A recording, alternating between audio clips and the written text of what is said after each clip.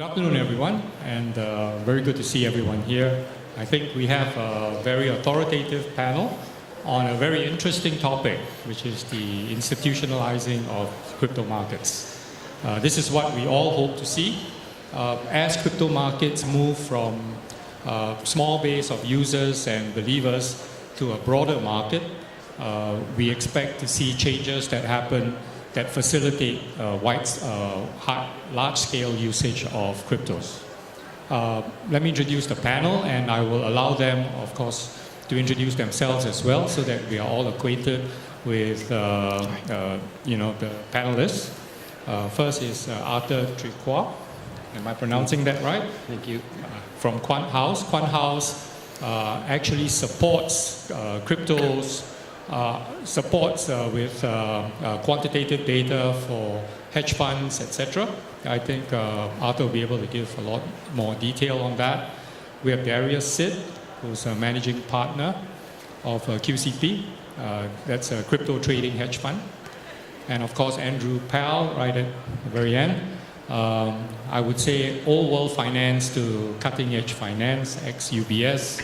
And now he's Chief Strategy Officer for Gibraltar Stock Exchange, who's embracing crypto in a very focused way. So maybe I'll leave the panelists to sort of introduce themselves and give you some idea about their background. Arthur, maybe we start with you. Yeah, thank you very much. Good afternoon, everyone. So my name is Arthur. I'm with Quant House, and we help quantitative trading firms, market makers, proprietary trading groups in the implementation of quantitative trading strategies. So we've been doing so over a decade, and really with the rise of systematic trading over the last 10 years in more traditional asset classes, whether it's futures, options, equities, FX. And with this background, now our clients are turning to the cryptocurrency trading asset classes with a lot of interest and liquidity that can be now applied. We're here to help them to facilitate the adoption of this new asset class, meanwhile being able to port the expertise and the type of environments which are needed to roll out cryptocurrency trading models, whether they are market-making models or opportunity-driven. And it's exciting to see the adoption and interest that's growing over the last, let's say, 1.5 years or so, and this will keep growing. Tell us a little bit more about yourself as well, your background. Oh, yes. So over the last decade, again, I started first as a business development lead in Europe and the US. Again, that was in 07, 08 with, again, the rollout of low latency, high frequency trading strategies for a wider group of investment firms. And basically, my background is also advising in terms of the architecture design as well as software challenges in terms of building high-performance systems to consume large volumes of information in a scalable way, being able to perform fast calculations with the purpose, again, of rolling out automated trading. 6 years ago, the firm, so we are French of origin, I guess you probably guessed. And 6 years ago, we opened in Singapore, and we are running our regional headquarters since then. And seeing, again, vast adoption of even more automated trading practice throughout the region. Thank you very much, Arthur. Darius, please tell us a little bit more about QCP and yourself. Thank you. So my name is Darius. I manage QCP Capital.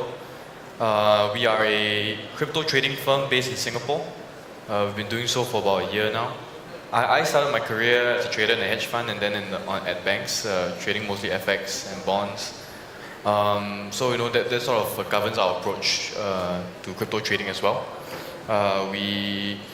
We are primarily prop traders, so we focus a lot on prop trading in the crypto markets, and with a very heavy focus on crypto derivatives, which have been growing and maturing in the last couple of months, particularly.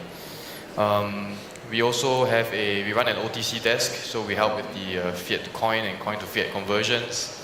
We do market making on exchanges and off exchanges as well. This would be, providing liquidity and helping to support projects that launch their tokens. We also provide treasury solutions. This has a lot to do with our capabilities in trading derivatives.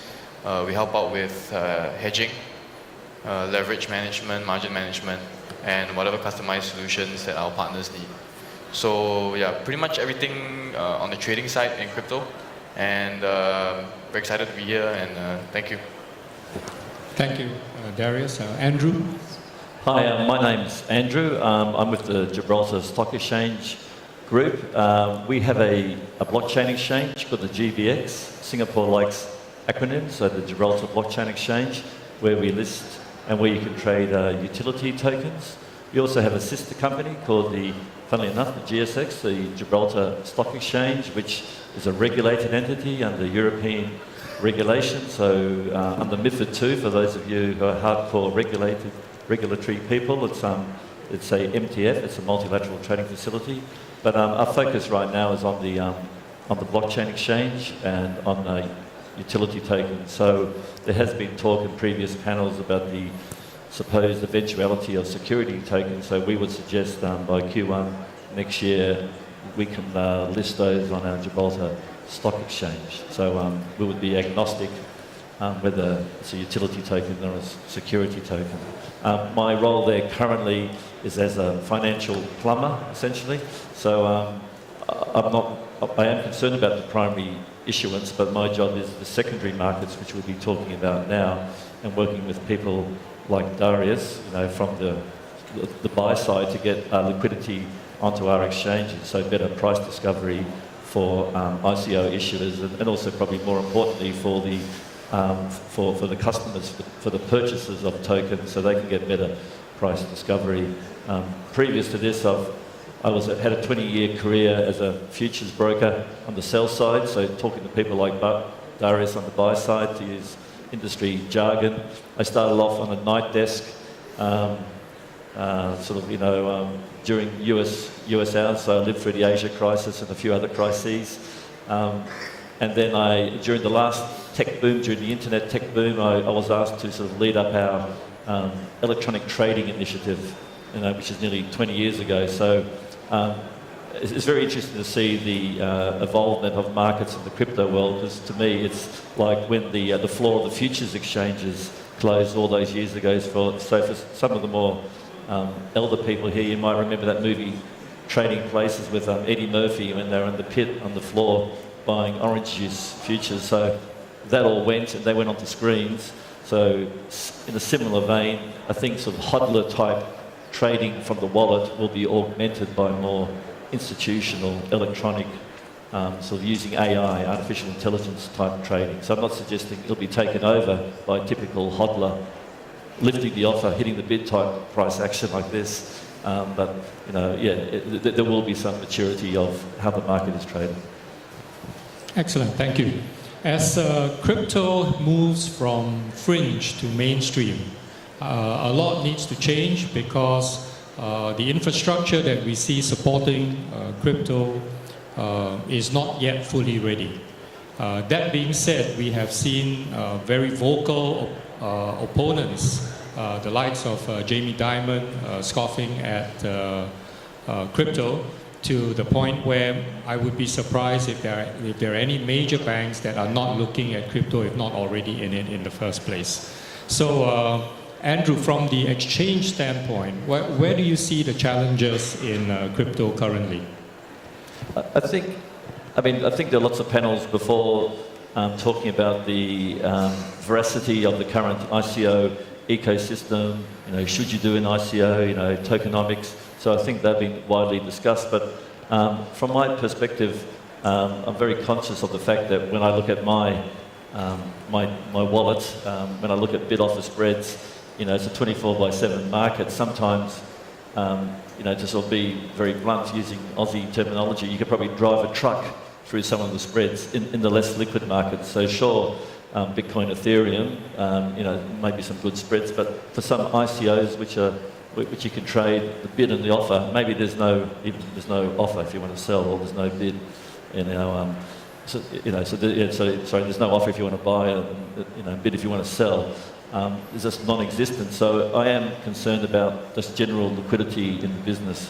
And I think, sure, the current market makers, which are, in my view, maybe new entrants into the business, who could have been miners of, say, Bitcoin, so they have a lot of inventory, and they use that inventory to then put onto the exchange to make markets. I think that's fantastic, but I would suggest that you'd need extra participants, maybe those from the so-called old world institutions to come on board and make markets. So as you allude to, Ju, saying, I think there's two tranches of these institutions who may come on. There's what I call the equity options, or the equities ETF, exchange traded fund market makers, and then there's also a tranche who are sort of FX and CFD, contracts for difference market makers, and a lot of their volume comes from a bit technical here, but from MT4, MT5 FX platforms, FX aggregations, sort of your background, and maybe Darius too. So you've got an equity tranche, you've got a foreign exchange tranche, and they're also coming in to make markets as well. Thank you very much. I think any trading markets, or any of the hedge funds that have moved into the crypto space, it wouldn't be an understatement to say that the crypto desk has become the star performer of the team. Maybe Darius, you can give us some sort of insight into how the trading of crypto has evolved. I think we have seen the initial euphoria fade away, where the market was displaying a lot of beta. Anyone who was in any way, shape or form exposed to crypto was in for a very pleasant ride, but that seems to have sort of stalled, and I think we are all wondering what is the future of crypto. Sure. Maybe I'll answer the question by adding a bit to Andrew's points as well. What are the obstacles that are preventing institutions from participating in the space?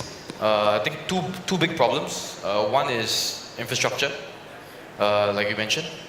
The second problem is a sort of valuation dislocation. Maybe I'll talk about the first one first. Infrastructure, we're talking about settlement problems, custody, and liquidity. So in the interbank market, you have institutions that help to mitigate credit risk. You have institutions that provide custody. These are things that are not available in the crypto market at the moment. So there's always this fear of things blowing up, so to speak, if you trade with each other. So that makes the way we are trading crypto now very archaic, very direct dealing, and this is not suitable for institutions. And that causes the liquidity to be poor as well. The second problem, which I think would answer this question, as to what has happened to the exuberance in the markets. If you are a venture capitalist or a private equity person, you look for value in your investments. You look for intrinsic value. The problem we have right now with the ICO space and with ICO projects is a very, very stark dislocation.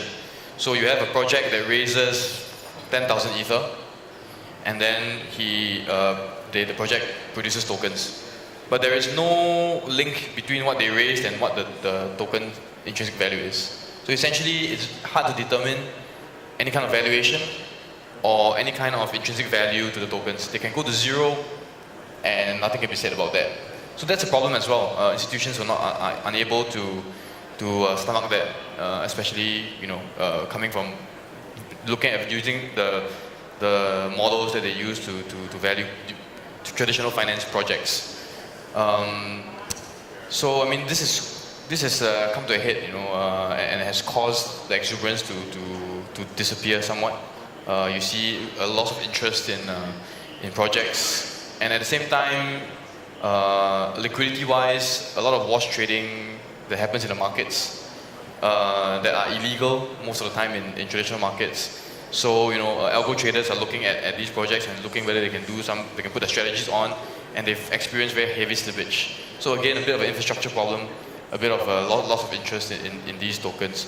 What I think could help, and what I think is helping is the emergence of derivatives, which is why that's something we focus on.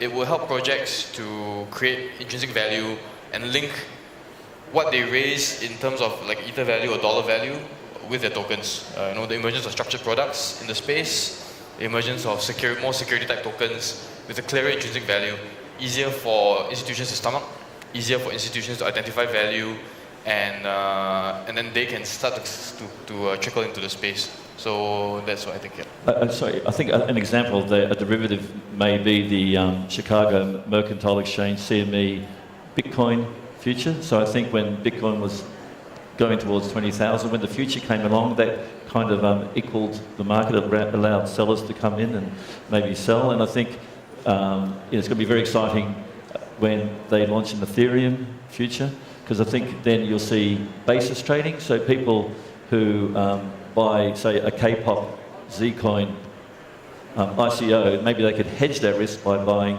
because it's on the ERC20 protocol, they could buy a Ethereum future and maybe a Disney stock, which is a proxy for entertainment, because they're basically punting on a Korean star to make it. So it's going to be what's known as basis trading opportunities coming in. So I think it's going to be very exciting. Yeah, just to add to that, I think we've seen the volatility in the space drop as well. A very simple example would be, let's say a project raises, they get 10,000 ether. And without derivatives, what they would have to do is, if they need working capital, they have to sell the ether for working capital. That's probably the only option, or maybe use the ether for collateral and borrow cash. But if you're actively trading derivatives, and there are ether derivatives in the coin settled markets, you're able to hedge. So instead of having to sell and then cause extra volatility in spot markets, the derivatives market allows one to hedge, allows one to manage their cash flow, manage their risk in a more sophisticated manner. And with the ecosystem embracing these products, I think we will see less volatility, and which will enable these projects to focus more on their products, focus more on their projects, instead of having the coins become speculative tools. So we start to see more the real value of blockchain projects emerge. Okay. Thank you very much. I think one of the clear milestones for whether a product is fringe or mainstream is really the daily traded volume. And one of the key drivers of daily traded volume is algorithms that trade and automated trading systems. I think in the crypto space, the challenges are unique. We all come from either a foreign exchange trading background, or a equity trading background, or fixed income trading background, where a lot of the data upon which you devise algorithms to trade, artificial intelligence that understands the data, is freely available.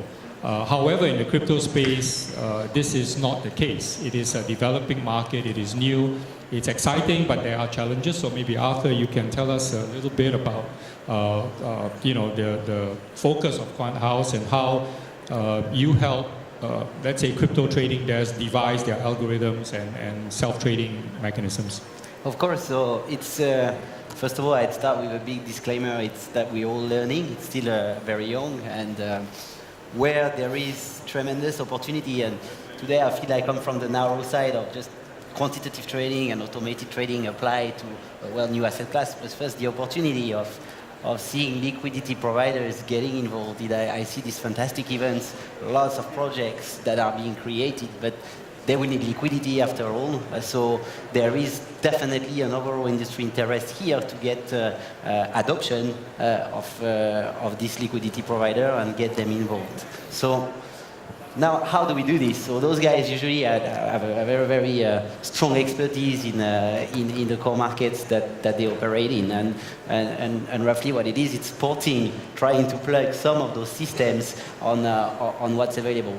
And it first and foremost always starts with data and a pursuit of usually historical data to validate some of the assumptions that have been made and try to justify where to position and fine-tune the models. So on this, data acquisition is paramount, and here again, the more data, the merrier. So we come from the world of real time and tick data, and I won't bother you with all these details, but a lot of the technology that created this market and this trading practice are web-based platforms or not necessarily designed with the kind of deterministic environment that a quant trader would expect. Because yes, it's not about ultra-low latency. We understand that the idea is not to yet operate HFT models, but with automated trading, you need determinism and at least to be able to manage stable connectivity, as well as things like time stamping to understand basically the events that you are receiving. So on this note, we are getting involved with different venues, and obviously some of them understands this midterm game that's at play, and we'll start to roll out initiatives to provide more API-based streaming solutions with direct connectivity. And I think overall, if we do that, and in the meantime build sufficient data as close as possible to streaming and accurate pricing, to be able to share it with more trading participants, whether they're market makers, whether they're market takers, we will foster activity and a more mainstream trading that will inherently result in more trading volumes, and so more liquidity to finance all those wonderful projects I'm seeing over the last 2 days in all various areas. So this is fantastic. Excellent. I think we've seen a much wider adoption of crypto. I'm not sure that it's actually made the grade into a currency as yet, but it certainly is seen today as a store of value. From an investment perspective, whilst there's a lot of skeptics and skepticism around crypto, if you just look at the Bitcoin, for example, moving from, if we take the base unit as $1 and the high as close to 20,000, it's done 20,000x. That is by far the best performing asset, best performing investment that is globally available, right? If you look at sort of star performers like the Chinese equivalent of Google, Baidu, they started off at about a 20 million valuation, and today they're worth $90 billion. So that's about 3,000x. $1 million becomes close to 3 billion.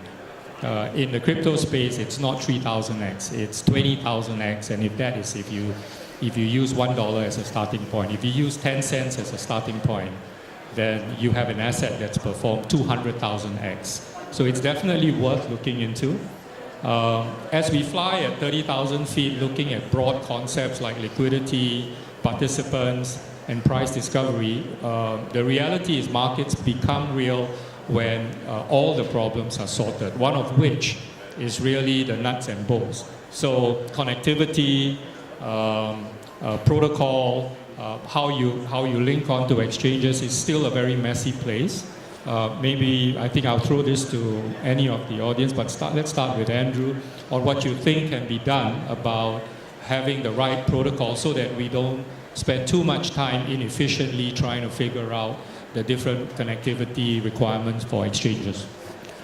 Yes, I think it's a very good question. So when we talk about institutionalization, we're not saying it was a capital I, so I'm not suggesting that Jamie Dimon's going to put a hoodie on and be in the crypto house with Mr. Vitalik, and go against everything what he, maybe has said before or suggested before. What I'm suggesting is institutionalization with a small I. So I notice that there's a few green ICOs out here, which is fantastic. So I'm suggesting let's recycle. So you can't throw all of the past away. So yesterday I talked about regulation, where we need to have some memory of what happened after the financial crisis. So two key things happened after the financial crisis. Sure, Satoshi went on with all the guys, Hal Finney, etc., who and developed the Bitcoin, and also regulation came in. So what I'm suggesting is here, don't throw everything away. Let's have some muscle memory, and there is a protocol out there already used by other asset classes called FIX,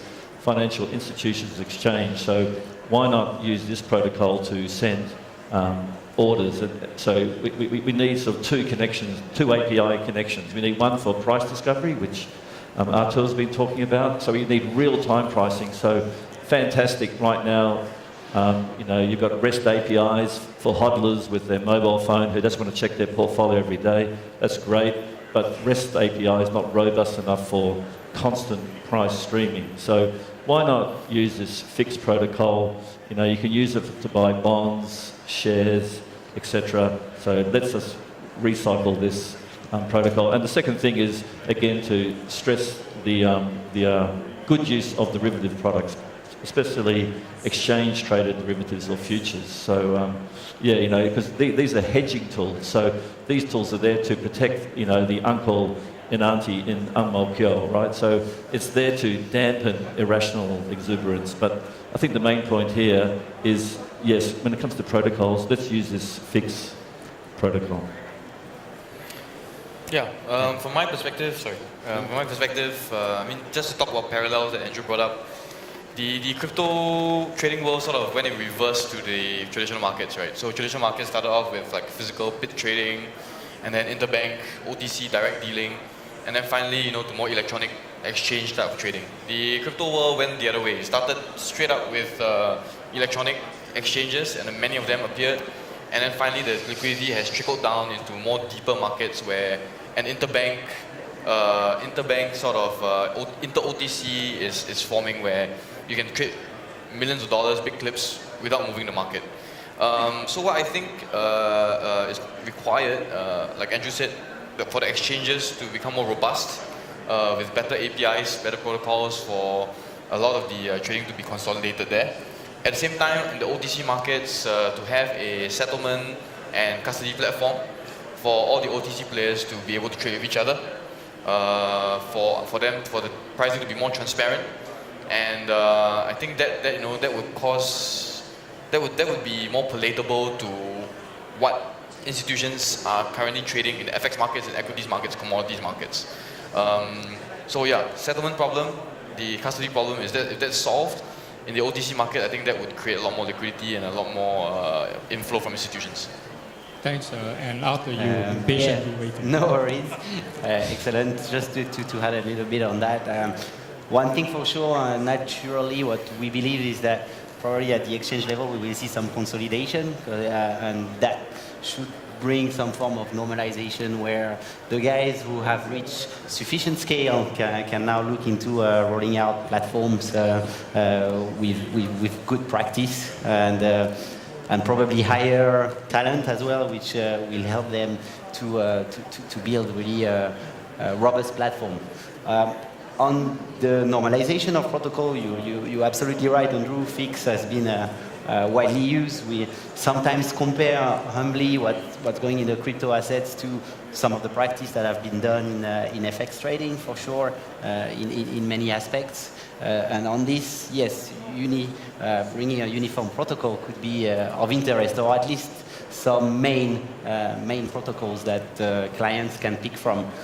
We can see that even very interestingly when largest market makers, like you probably heard of Chum Trading or Jane Street and Hudson River Trading, all these guys have built a lot of internal technology, so when they didn't face clients, they definitely would not turn to third-party providers to help them with connectivity.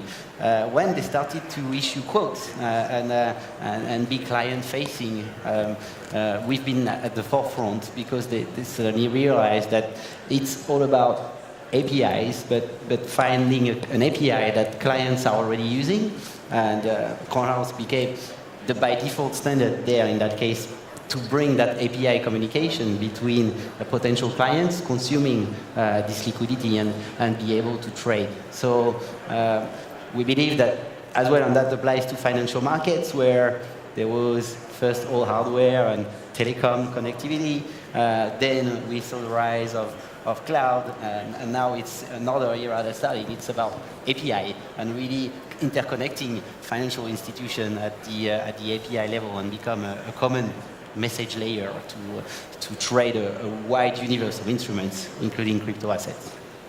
Thank you very much.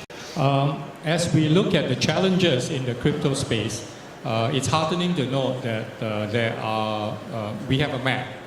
If you see how FX markets have developed, how equity markets have developed, and you're looking at how to solve for central clearing in crypto.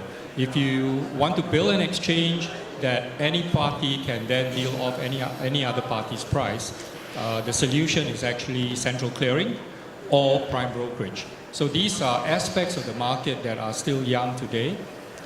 They remain challenges, but every challenge is also an opportunity. Maybe Andrew, you can just give us a bit of an insight as you lead strategy with Gibraltar Stock Exchange as to what you see will be the first few challenges that you would like to solve for. I think the first challenge is going to be a regulatory challenge. I think, to use the phrase, my friend over here, elephant in the room, I think, look, I think the extraterritorial power of the US still cannot be underestimated. I think it was a relief when the Securities Exchange Commission, the SEC, said that Ethereum is not a security, so therefore it's like Bitcoin is a commodity, so therefore people can continue to do ICOs. But I think there will be an eventuality where, for example, I think in Switzerland under the FINMA regulation, basically everything is a security, really. I mean, it's not a utility. Here, I think, the MAS is very fair with its guidelines, which they issued in November.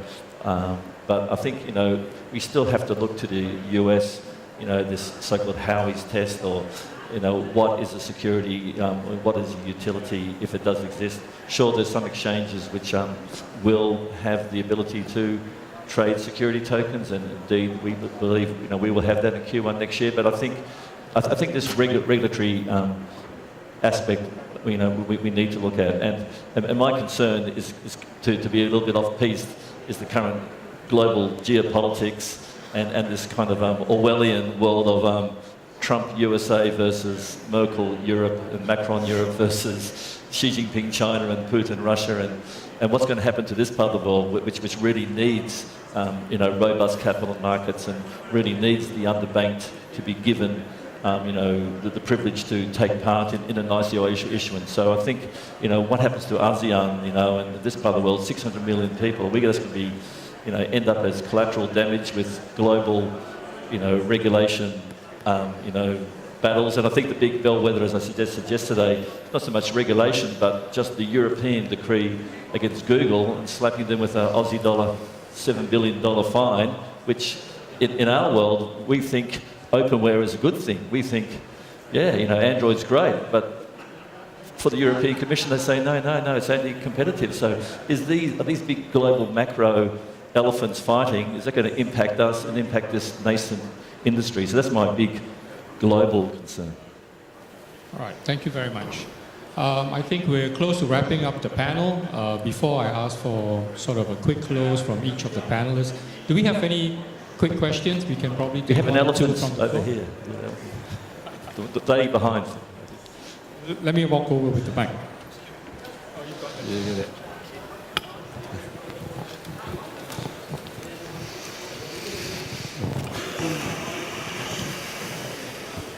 Thank you for a really wonderful panel, insightful. I've been looking forward to this panel for a long time. So I have a three-part question addressing the elephant in the room, and the elephant is actually Telegram, the recent Telegram private sale. Word had it that, it was already tradable before, leveraging OTC, before it was even listed on an exchange. So my question is, how is this liquidity even possible when it's not even listed on an exchange? Is it just based on pure demand and FOMO? And is this considered a kind of wash trading? And last but not least, how do you actually link the token and intrinsic value? How is this market making in the background even creating real intrinsic value? Anyone want to have a stab at it? Yeah, I'll have a stab at this one. It was just trading secondaries, like some stocks trade secondaries or some private equity trade secondaries, right? I don't think it's anything abnormal. It's quite natural for if there's demand and supply outside of what are difficult allocations to get for you to trade in secondaries.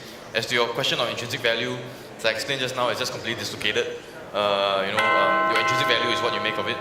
But I mean, the whole Telegram ICO, I mean, don't want to comment too much about it, but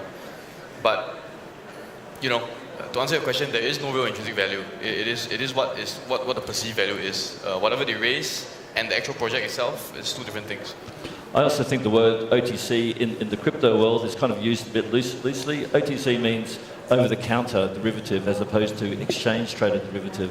When people talk OTC in the crypto world, one guy referred to it with the definitive article, the OTC, as if it is the US Federal Reserve or the Monetary Authority of Singapore. No, OTC is just the market type. It's typically a bilateral market where counterparty A, counterparty B, we agree on a trade and then we book into our systems. The public doesn't really know about it. That was the whole reason, one of the reasons why the financial crisis did happen in a certain type of OTC. But I think the word OTC is kind of used a bit loosely as well. A bit like HODL, right? Holds, typo, HODL. Okay, fair enough. This is a very engaging topic. We can be here for any length of time. But let's take one last question and please go ahead. Yeah, hi, I'm Sam.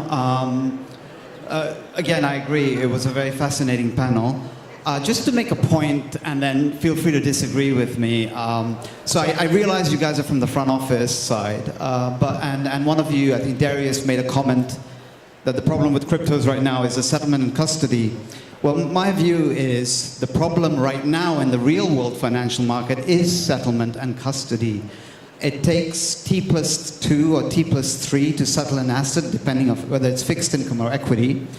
And as far as custodians go, they're charging 1 to 2 basis points just to safeguard assets and sit on it. And that has to change. So on a blockchain, if I'm correct, once you do the proof of work after a transaction, digital assets should settle in a matter of 45 minutes. With a simple book entry transfer. And as far as custody goes, if you're holding digital assets and tokens in custody in a proper fashion, you can do all sorts of things like commingled accounts, segregated accounts. You can do corporate actions.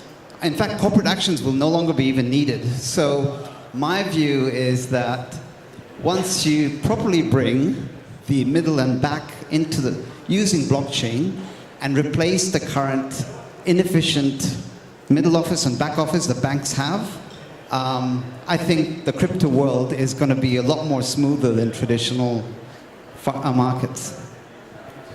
Yes, totally. Thank you for the comment. I think that there is a lot of sort of nuts and bolts that we have to really look at. But it's an exciting space. The key driver is actually demand. Right, and there is a huge amount of demand. So maybe on that note, I should. Any last comments? Just absolutely. Number one, number two, it's happening now, or even the very first adoption of the old world, the elephants. Where are they investing into this overall beautiful universe of blockchain? Is on post-trade and settlement. It's going right now. The biggest projects will be rolled out very soon. Absolutely. Yeah. I would just like to say, if you think 1 to 2 basis points is expensive for custody, I think you haven't checked out some of the crypto custody guys. I think it's a lot more expensive than that. So yeah, you're right. It has to be improved. And also don't forget our friends down at the Australian Stock Exchange are looking at this as well to replace their current settlement system with digital asset management, Live Masters, ex-JP Morgan. The guy's going to have the hoodie on, Jamie Dimon. They are looking at this right now to put everything onto the blockchain. So let me wrap up the panel. Please join me in thanking our panelists for sharing their views. Thank you very much. Thank you, everyone. Thank you so much.